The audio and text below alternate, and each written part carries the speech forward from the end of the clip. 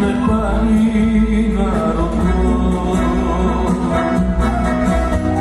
Ο χρόνος τι θα φέρει,